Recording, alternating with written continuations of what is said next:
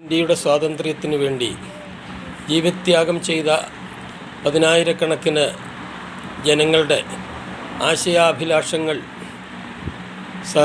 പ്രാവർത്തികമാക്കുന്നതിനു വേണ്ടി ഉള്ള പരിശ്രമം സ്വാതന്ത്ര്യ സമര കാലഘട്ടം മുതൽ ഈയിടെ വരെ തുടർന്നു പോകുന്ന ഒരു സാഹചര്യമാണ് ഇന്ത്യയിലുണ്ടായിരുന്നത്.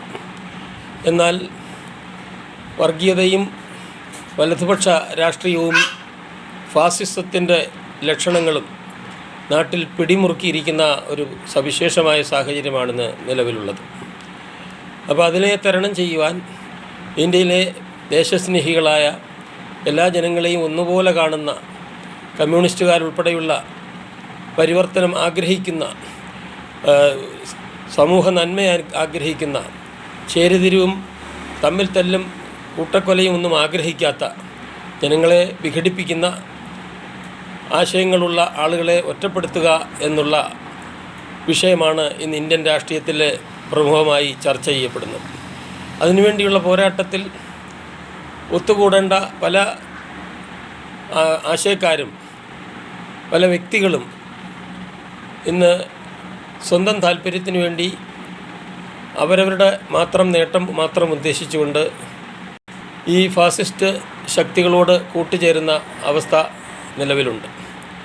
മതേതരവാദികളെന്ന് അവകാശപ്പെട്ടുകൊണ്ട് രൂപം കൊണ്ട ജനതാദൾ സെക്യുലർ പോലുള്ള പാർട്ടികൾ പോലും ഇന്ന് വർഗീയ ശക്തികളുടെ പാളയത്തിൽ എത്തിപ്പെട്ടിരിക്കുകയാണ്. ഇന്ത്യയുടെ പ്രതീക്ഷയായിട്ട് കണ്ടിരുന്ന ജനാധിപത്യ ഇന്ത്യയുടെ, മതേതര ഇന്ത്യയുടെ പ്രതീകങ്ങളായി പലരും വിചാരിച്ചിരുന്ന ജനതാദൾ പാർട്ടിയിലെ പ്രധാന വ്യക്തികൾ പലരും അവസാനം വർഗീയ ശക്തികളുടെ പാളയത്തിൽ എത്തിച്ചേരുന്ന കാഴ്ച നമ്മൾ കണ്ടതാണ്. രാംവിലാസ് പസ്വാനും ജോർജ് ഫെർണാണ്ടസും ശരത് യാദവും, അങ്ങനെ ഇന്ന് ബീഹാർ ഭരിക്കുന്ന മുഖ്യമന്ത്രി പഴയ സോഷ്യലിസ്റ്റ് എന്ന് അവകാശപ്പെടുന്ന ആളാണ്. അങ്ങനെയുള്ള ആളുകളൊക്കെ ആ പാളയത്തിൽ ഇന്ന് എത്തിപ്പെട്ടിരിക്കുന്നു. ഈ കേരളത്തിൽ കോൺഗ്രസ് പ്രസ്ഥാനത്തെ പടുത്തുയർത്തിയ പ്രമുഖ വ്യക്തികളുടെ മക്കൾ ഇന്ന് BJP പാളയത്തിലാണ് എത്തിപ്പെട്ടിരിക്കുന്നത്. അപ്പോൾ ഈ സവിശേഷമായ സാഹചര്യത്തെ തരണം ചെയ്യുന്നതിന് ഇടതുപക്ഷ ആശയങ്ങളിൽ ഊന്നി പ്രവർത്തിക്കുന്ന കേരളത്തിലെ LDF പ്രതിനിധാനം ചെയ്യുന്ന രാഷ്ട്രീയ വിഭാഗം ആത്മാർത്ഥമായി വർഗീയ ശക്തികൾക്കെതിരായി പ്രവർത്തിക്കുന്ന പ്രസ്ഥാനമാണ്. ആ പ്രസ്ഥാനം 2004 കേരളത്തിലെ ജനത ഈ പ്രസ്ഥാനത്തിന് 20-ൽ 18 സീറ്റും നൽകുകയുണ്ടായി. അതേ ഒരു സാഹചര്യം ഇന്ന് വീണ്ടും കേരളത്തിൽ സംജാതമായിരിക്കുകയാണ്. അപ്പോൾ ജയിച്ചു പോയാൽ വർഗീയ ശക്തികൾക്കെതിരായ നിലപാട് സ്വീകരിക്കുമെന്ന് ഉറപ്പിച്ച് പറയാൻ സാധിക്കുന്ന രാഷ്ട്രീയ പ്രസ്ഥാനം ഇടതുപക്ഷ പ്രസ്ഥാനമാണ്. ആ ഇടതുപക്ഷ പ്രസ്ഥാനത്തിൻ്റെ സ്ഥാനാർത്ഥികൾ കേരളത്തിൽ മത്സരിക്കുന്നു. അവരുടെ വിജയം ഈ നാടിൻ്റെ മുന്നോട്ടുള്ള പ്രയാണത്തിൽ വളരെ പ്രധാനപ്പെട്ടതാണ്. നമ്മൾ വളരെ പ്രതീക്ഷയോടുകൂടി കണ്ടിരുന്ന കോൺഗ്രസ്സിലെ S. കൃഷ്ണകുമാർ ഇന്ന് BJP പാളയത്തിലാണ്. Raman Pillai BJP പാളയത്തിലാണ്. Radhakrishnan BJP പാളയത്തിലാണ്. അവസാനമായി കേരള മുഖ്യമന്ത്രിയായിരുന്ന ആൻ്റണിയുടെ മകനും മുഖ്യമന്ത്രിയായിരുന്ന കരുണാകരൻ്റെ മകളും BJP പാളയത്തിലാണ്. അവൻ വിശ്വസിക്കാവുന്ന ഒരൊറ്റ MPയോ MLAയോ BJPയിലേക്ക് ഒരിക്കലും സംഭാവന ചെയ്തിട്ടില്ലാത്ത, BJPയുടെ റിക്രൂട്ടിംഗ് ഏജൻ്റായിട്ട് ഒരു കാലത്തും പ്രവർത്തിച്ചിട്ടില്ലാത്ത രാഷ്ട്രീയ പ്രസ്ഥാനമാണ് കേരളത്തിലെ ഇടതുപക്ഷ പ്രസ്ഥാനം.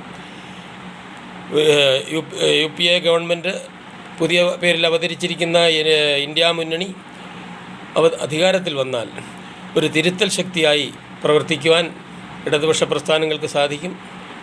മതേതര രാഷ്ട്രീയം ഊട്ടിയുറപ്പിക്കുന്നതിനും പാവങ്ങൾക്ക് അനുകൂലമായ കാര്യങ്ങൾ കേന്ദ്ര ഗവൺമെൻറ്റിനെ കൊണ്ട് ചെയ്യിക്കുന്നതിനും കഴിഞ്ഞ പ്രാവശ്യം തൊഴിലുറപ്പ് പദ്ധതി ഇടതുപക്ഷം കൊണ്ടുവന്ന ഒരു ബില്ലിൻ്റെ അടിസ്ഥാനത്തിലാണ് മൻമോഹൻ സിംഗ് അംഗീകരിച്ച് നടപ്പാക്കിയത്. അതിൻ്റെ ഗുണം രണ്ടാം UPA ഗവൺമെൻറ് സ്ഥാപിതമാകുവാൻ ഉപകരിച്ചു എന്നുള്ളത് ഒരു വസ്തുതയാണ്. കോൺഗ്രസ്സിന് ഭൂരിപക്ഷമില്ലാതിരുന്നപ്പോൾ ഇടത് പിന്തുണയോടെ 1969 കാലഘട്ടത്തിൽ ഇന്ദിരാഗാന്ധിക്ക് എല്ലാ ഇടതുപക്ഷങ്ങളും കൂടെ പിന്തുണ കൊടുത്ത സമയത്താണ് പ്രിവിപ്പേഴ്സ് നിർത്തലാക്കുന്ന ബില്ല്, ബാങ്ക് ദേശസാൽക്കരണ ബില്ല്, സോവിയറ്റ് യൂണിയനെ സഹകരിപ്പിച്ചുകൊണ്ടുള്ള പെട്രോളിയം ഡ്രില്ലിങ്, ഇങ്ങനെയുള്ള കാര്യങ്ങൾ നല്ല ഒരുപാട് വളരെയധികം കാര്യങ്ങൾ നടപ്പിലാക്കാൻ സാധിച്ചത് ഇടതുപക്ഷ പിന്തുണയോടുകൂടി കോൺഗ്രസ് ഗവൺമെൻറ് ഭരിച്ച സമയത്താണ്. അതുപോലെ ആദ്യ യു പി എ ഗവൺമെൻറ്റിൻ്റെ കാലത്ത് നടന്ന നല്ല കാര്യങ്ങളുടെ എല്ലാം പിതൃത്വം യഥാർത്ഥത്തിൽ ഇടതുപക്ഷ പ്രസ്ഥാനങ്ങൾക്കാണ്. കോൺഗ്രസ്സുകാർ ആലോചിക്കുക പോലും ചെയ്തിട്ടില്ലാത്ത വിഷയങ്ങൾ പാർലമെൻറ്റിൽ അവതരിപ്പിച്ച് ഗവൺമെൻറ്റിനെ കൊണ്ട് നടപ്പാക്കിക്കുവാൻ ഇടതുപക്ഷ പ്രസ്ഥാനങ്ങൾക്ക് സാധിച്ചു. അങ്ങനെ ഒരു സാഹചര്യം വീണ്ടും സൃഷ്ടിക്കുവാൻ കേരളത്തിലെ 20 ലോക്സഭാ സീറ്റിലും ഇടതുപക്ഷ ശക്തികൾ വിജയിച്ചു വരേണ്ടത് നാടിൻ്റെ പുരോഗതിക്ക് അനിവാര്യമാണ്. ദേശീയ ജനാധിപത്യത്തിന് അനിവാര്യമാണ്.